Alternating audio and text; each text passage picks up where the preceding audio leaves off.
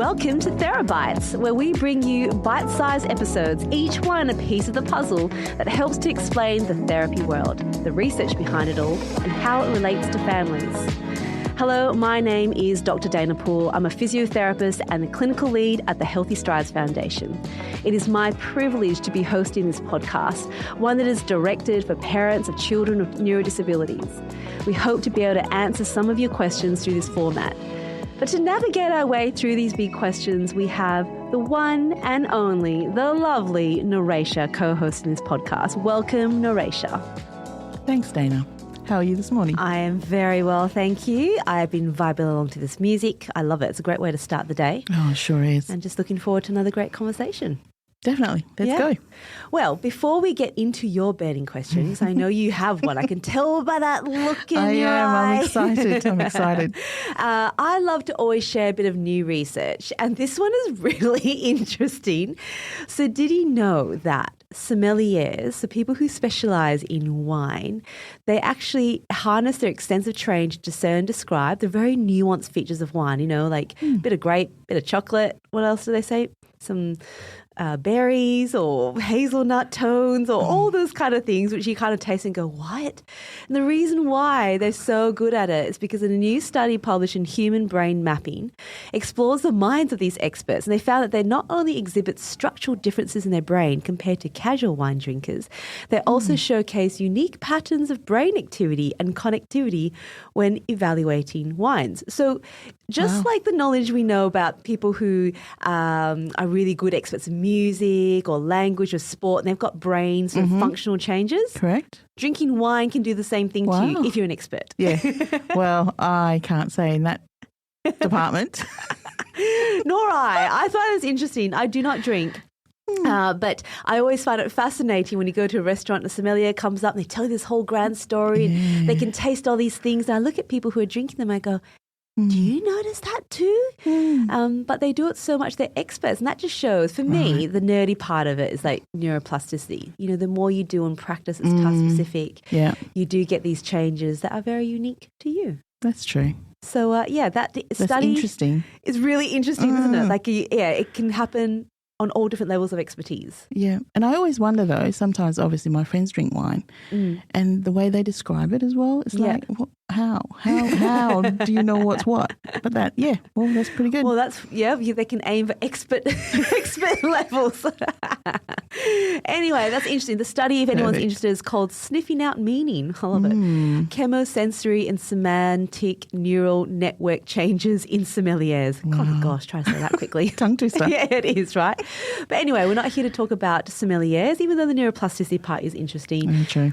What question do you have for me today? Okay, today is a personal question for me. Yep. My little boy is now trying to decide. Well, no, he's not deciding. I'm deciding for him. Okay. Because now that he's gained many gains with regards to doing elbow crutching, he literally wants to get onto those elbow crutches to go everywhere, right?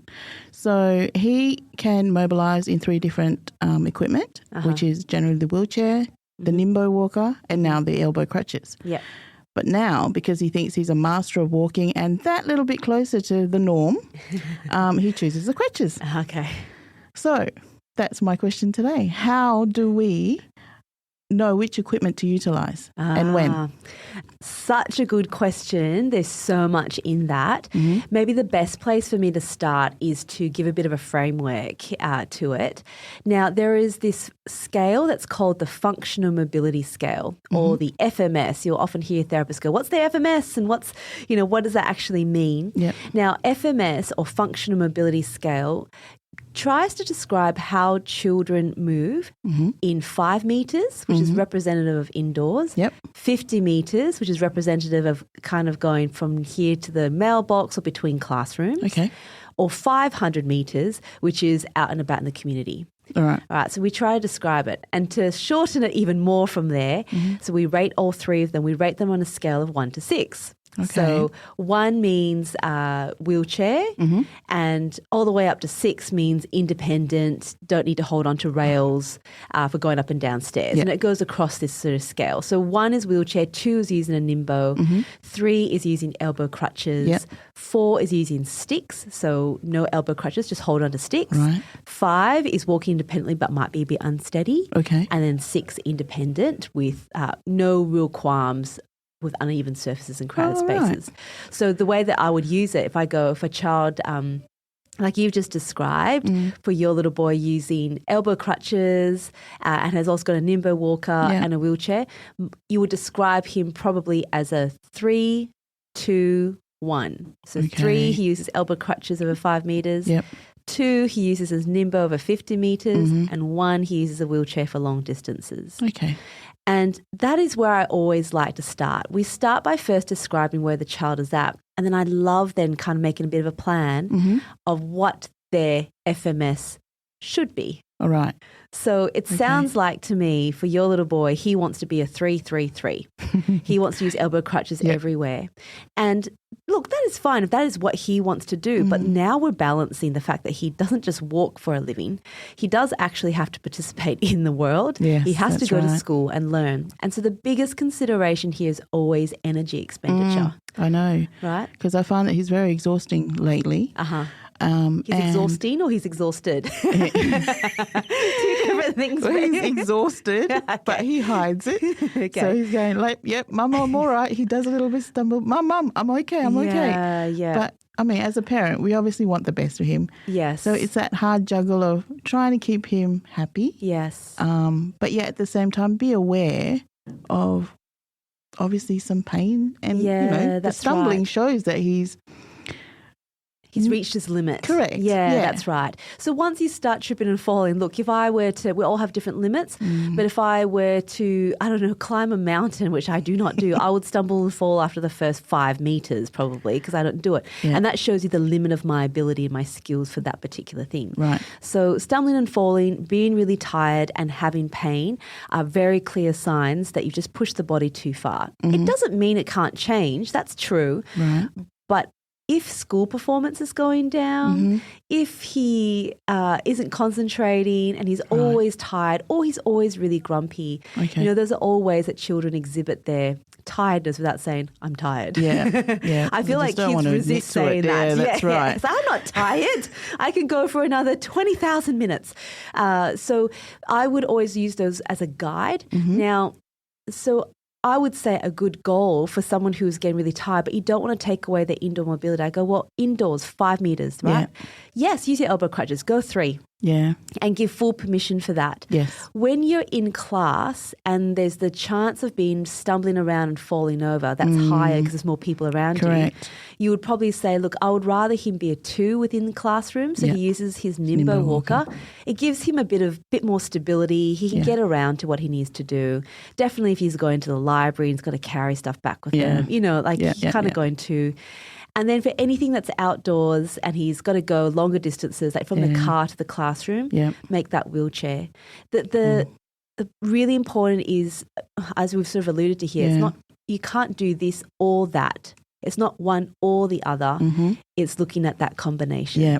Yeah. And it is important to reinforce that right now early on, just to protect his joints and make sure he still can actually learn. Oh, that's good. That's really important. And if they're really tired, it might affect their swallow. Yeah. If they've got dystonia, it might affect the way that they communicate. True. And so those areas, if people aren't understanding you as clearly, maybe because you're really tired, that's also a good thing to say, look, it's harder for me to really hear your words because you're probably a bit tired. Let's use your wheelchair for longer distances. And it's not a failure. I think that's the really important thing. It's not, I'm using a wheelchair for long distances. It doesn't mean all the work you've done in walking is not living up to it. Yeah. It's just you've got all these options now. Yeah. And That's what I try and explain that to him. I said, you're lucky. You kind of like got, 3 sets of legs is how I describe it to him. I mean, look at everybody else. Everybody got a pair of legs, right? And I said, you get to choose. It's like, waking up in the morning, having a cupboard full of clothes, but you choose your sets of legs that you choose, to use for the day. Right? Yeah. So it's like, okay, so it's slowly getting into him. And he's of that age as well. Young kids, reasoning at that young age is always going to be a challenge, and that's parenting is always going to be a challenge at that point. And this is another thing that parents of children, with cerebral palsy or neurodisability do have to face. It's this additional layer of going, we do need to think about what you're going to wear. It's like, what shoes you're going to wear. Would I wear I don't wear high heel shoes anyway, but would I wear high heel shoes on a decent walk? No, I've chosen the wrong pair. It's going to hurt me. Yeah. But I would wear my runners for that. Yeah. If I wear my flip-flops for longer distance, well, that's to my detriment, isn't it? That's true. You do live and learn those things. Yeah, that's right. You have options. Yeah. Well, that's good. I mean, it's good for him. Yes. Knowing that he has the choices that he can make, right? Yeah, that's right. It's really important. But it's just a hassle for his mum, who has to drive him everywhere and carry all 3 pairs of legs. No doubt. You can't really go from small car options are very limited at that point, and there's no doubt that equipment can be really tricky. And this is why having options is really good. So it does just take a little bit of planning ahead. A really great conversation I had was with Emily Pryor on the Research for X podcast, actually, just last year.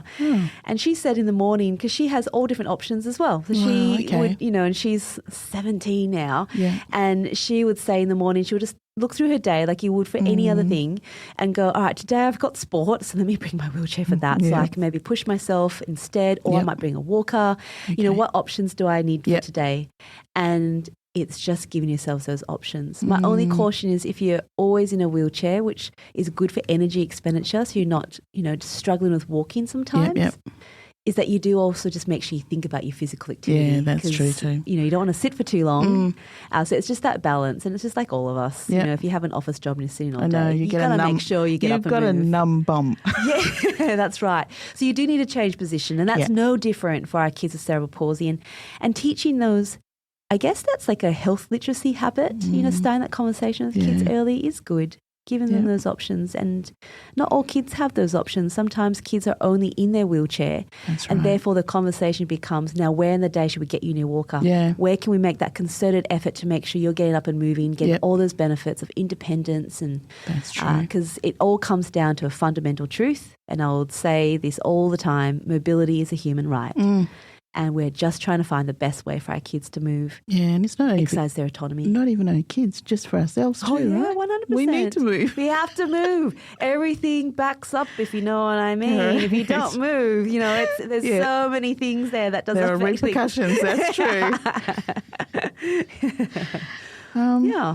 Then I guess the last one is obviously motivation and independence overrides his health. We don't want that, do we? Motivation and independence override health. Look, they're 2 very important elements. Motivation and independence is something that is, I feel, is quite a new part of the conversation for children with disabilities. For so long, mobility and independence have been quite passive. They've been the recipients of stuff that people are pushing them in their chair or, they don't have much autonomy in that. So that's quite a new concept, really. And you only need to look at more developing countries to see the difference. That's true. Right? Over health. And so maybe our health, we're talking not just about health and well-being, but we don't want pain. We don't want things that cause bad habits or discomfort. That's true. So I would actually say looking at the balance is really important. If independence and motivation, so someone is just so headstrong and say a little boy only wants to go elbow crutches and that's all he'll do. And then as a result, he has joint pain every night and he is tired and, that clearly is not right. But then you could, you want to follow their motivations too, but you just got to put in some safety nets. Yeah. Overall, we know our children with disability, and most of the literature is in cerebral palsy, we know they move far less, so much less. Definitely. In fact, some children with cerebral palsy are sedentary 96% of the day. Oh, they're sitting. So the issue often is we need to get them to move, but always done in a safe way. Sure. Getting them active. And use the FMS as a guide. Don't just use it to describe the children, use it as a goal as well. Obviously for his category is a 3. Would that stop him from progressing even further? From using elbow crutches? Yeah, from elbow crutches? Not necessarily. I think it all really depends on what happens during his growth. Okay. So if he grows and we can't really keep up with his muscle length and his strength, so I want to keep them strong as possible, keep their muscle, you want to keep their joints as lengthened and as flexible as possible, because once they start to tighten, your knees start to flex, your ankles start to really, you're up on your toes more, or you're crouched more, or your hips start to flex. That's a really hard way to walk. Okay. And then your energy expenditure becomes even higher. Yep. And so for those children, as they get older, you don't want them to necessarily become a 1-1-1 when they could be a 3-2-1 or a 2-2-1. Yeah. Okay. So, it's a big thing is managing their growth. Growth is always something that we need to manage from a strength perspective and a muscle length perspective. Yeah. So obviously at the forefront, right? Forefront of making decisions. That's definitely. Right. Yeah. It's a fine balance. This is why, having all these conversations is so important, and knowing the evidence is so important, because you know what to do at particular points in time in life. Yeah. All right. Yeah. No, that's cool. Thank you. You're very welcome. Big question. Yeah. I like it. Well, I know I'm on the right track. Yeah. These kids these days, they're very emotive. They're very kids these voicey. Days. How they feel, and so different to my generation. Oh, so different. And it's so it's like finding that balance, as in you're telling them what to do, but you've got to do it in a nice way that it sinks in, right? So I feel like that's just parenting these days, right? It's like, oh my goodness, what can I say and what can't I say? Yeah, exactly. Look, the biggest thing I'll say is kind but firm. Yeah. You know, and I've spoken to many psychologists about this in the area, and they go, it doesn't mean you're a pushover as a parent. It just means you do need to be quite firm. Yeah. And they still need those boundaries, and kids do need boundaries, despite the fact that they may protest. But the consistency in that is important. Under the right advice, when you know what's worth pushing and fighting for, then you can hold your ground. Yeah, well, that's something I'm learning day to day. So I'll keep learning. Yeah, we can all do it together. No, but thank you. You're very welcome. Hopefully that was helpful for a whole lot of you as well. So keep your questions coming in, and we'll talk to you all again next time. Okay. Bye. Bye.